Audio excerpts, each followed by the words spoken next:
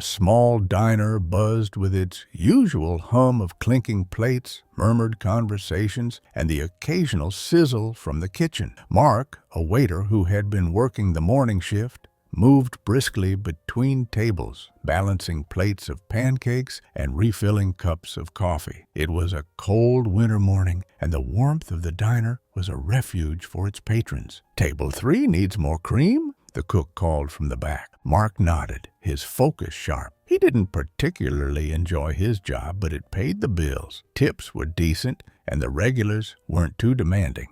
As Mark set down a plate at one of the booths, the bell above the diner's door jingled. He glanced up and saw a little girl, no older than 7, standing hesitantly in the doorway. She was dressed in a worn coat that seemed 2 sizes too big, her cheeks pink from the cold.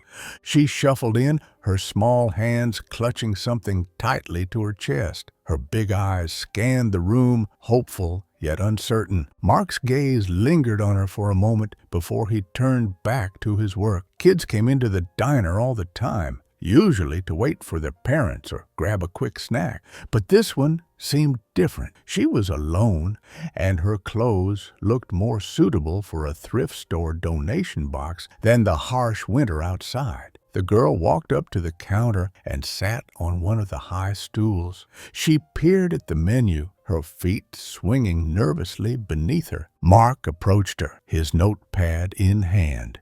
"What can I get you?" he asked, his tone flat but professional.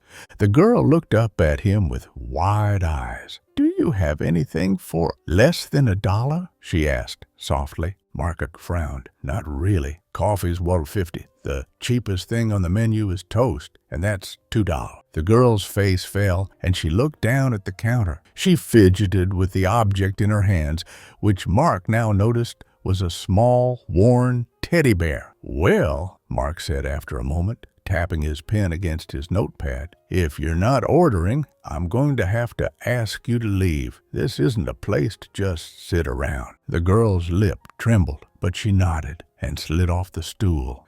She clutched her teddy bear even tighter as she turned toward the door. Mark watched her go, pang of guilt flickering in his chest.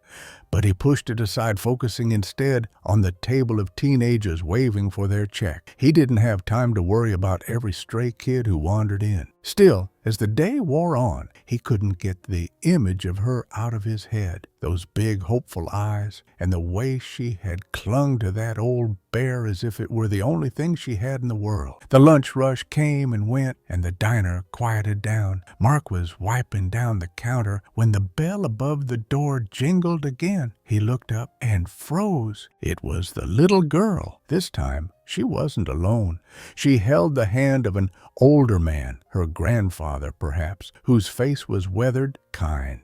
The girl seemed hesitant to enter, but the man gave her an encouraging smile and led her to a booth near the window. Mark approached the table, his notepad ready. "Welcome back," he said, his tone neutral. "What can I get for you?" The man smiled. "We'll take 2 bowls of soup, please, and some bread on the side." Mark nodded, jotting down the order. As he turned to leave, the little girl spoke up.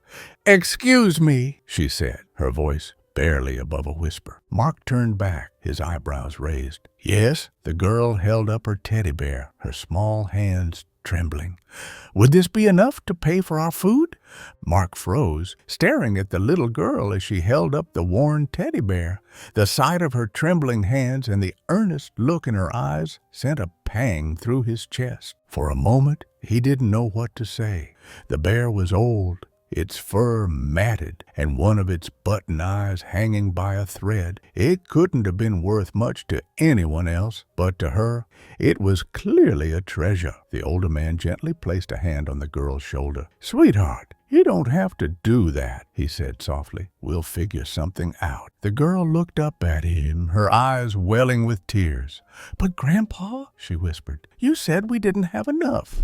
Mark's throat tightened. He glanced at the grandfather, who looked both proud and defeated, a man determined to protect the little dignity he had left, despite the weight of their struggles. "No need for that," Mark said quickly, his voice softer than usual. "You keep your bear. I'll take care of the meal. The man's head shot up, his eyes kid. You don't have to do that, son, he said. We'll pay our way. Mark shook his head. It's on the house. Consider it my way of saying Merry Christmas. The little girl's face lit up, a mixture of relief and joy spreading across her features. Really? She asked, clutching the bear tightly. Really, Mark said with a small smile. Mark hurried to the kitchen, placing the order, and wiped his hands on his apron as he leaned against the counter. The cook, a gruff man named Tony, raised an eyebrow. What's eating you? Mark hesitated, then told Tony about the girl and her teddy bear. As he spoke, he felt a strange weight lifting from his chest, as if sharing the story somehow lightened the guilt he'd been carrying since that morning. Tony grunted, stirring a pot of soup. You did the right thing, kid, he said. A little kindness goes a long way. Mark nodded, realizing how true those words felt. When the soup and bread were ready, Mark carried the tray to the table, setting it down in front of the grandfather and a little girl. She looked up at him with a smile so bright it could have melted the snow outside. Thank you, she said softly, her voice full of gratitude. Mark felt a lump rise in his throat. You're welcome, he said, clearing his throat and stepping back. He watched from a distance as the two of them ate. The grandfather spoke quietly to the girl, his face softening as she giggled at something he said. They looked like they hadn't had a good meal in days, and the sight of them enjoying something so simple made Mark feel something he hadn't felt in a long time. Purpose. After they had finished, the grandfather approached the counter, his hat in his hands. Thank you, he said, his voice firm but filled with emotion. I won't forget this. Mark waved him off. No need. Just take care of her. The man nodded, his eyes lingering on Mark for a moment before he turned to leave.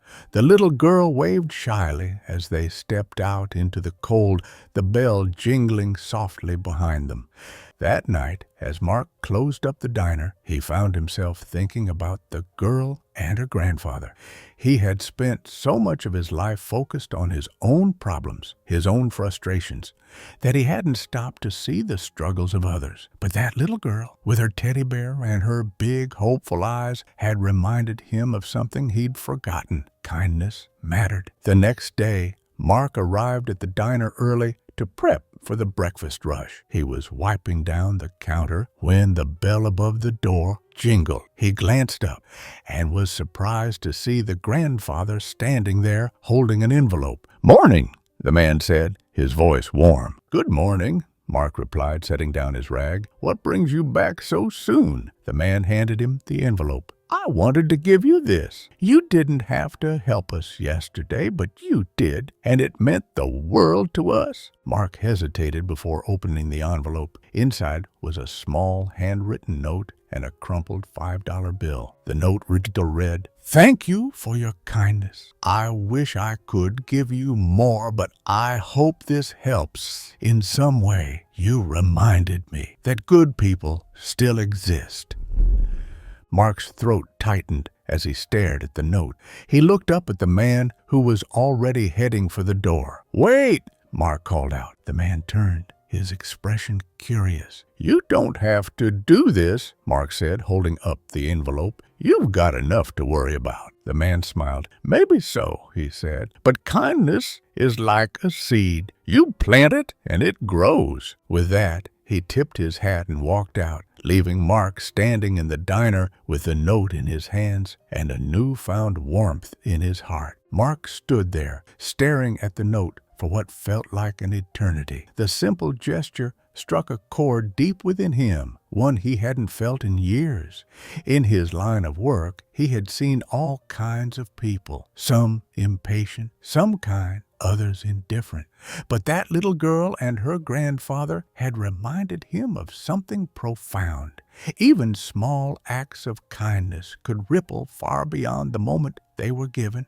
He carefully folded the note and tucked it into his wallet, deciding to keep it as a reminder. The morning rush began, and the diner filled with its usual blend of chatter, clinking dishes, and the comforting aroma of coffee and pancakes. Mark moved between the tables, refilling mugs and taking orders, but his mind kept drifting back to the girl and her teddy bear. By midday, the pace slowed. Mark took a moment to rest at the counter, sipping a glass of water when the bell jingled again. This time, it was a woman in a neat but slightly worn coat.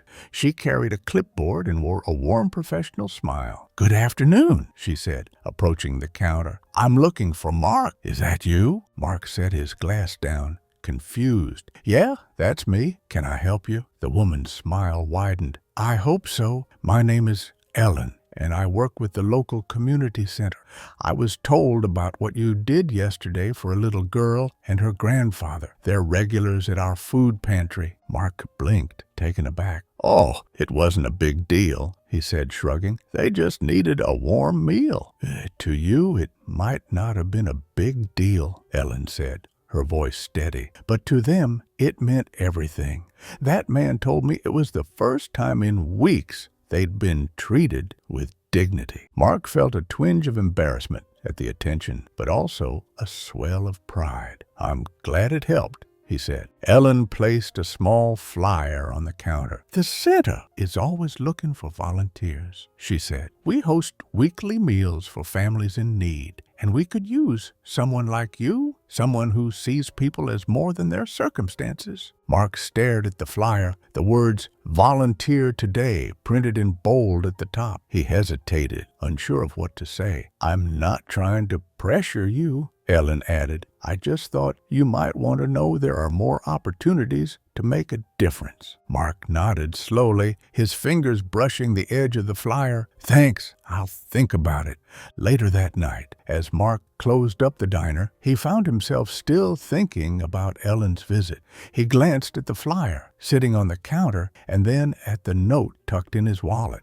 The idea of volunteering both intimidated and intrigued him. The next morning, Mark found himself walking through the doors of the community center. It was a modest building with cheerful posters on the walls and the sound of children laughing echoing from a nearby room. Ellen spotted him immediately, her face lighting up with recognition. "Mark, I wasn't sure if you'd come," she said, extending a hand. Mark shook it, offering a small smile. "Figured I'd see what this was all about." She led him on a tour, showing him the kitchen where meals were prepared, the pantry stocked with donations, and the rooms where children could play or do homework. Everywhere they went, Mark saw faces filled with hope and gratitude despite the challenges these families faced.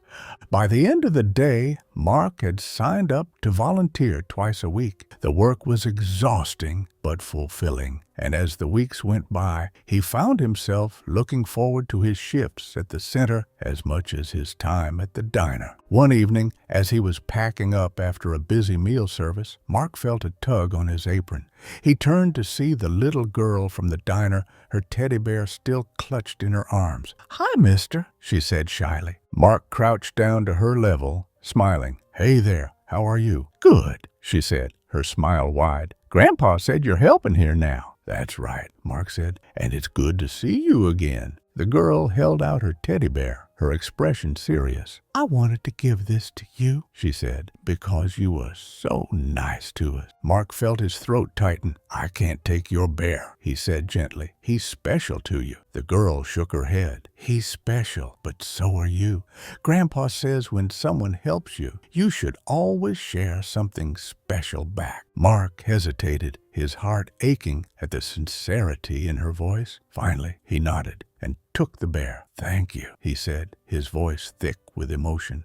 "I'll take good care of him." The girl grinned, and as she skipped back to her grandfather, Mark stood there holding the bear, feeling as though his life had shifted in a way he could never have anticipated. In the months that followed, Mark continued his work at the community center, finding a deeper sense of purpose than he ever thought possible. And every time he felt doubt or weariness creeping in, he looked at the teddy bear sitting on his shelf, a reminder of the day a little girl taught him the true meaning of kindness.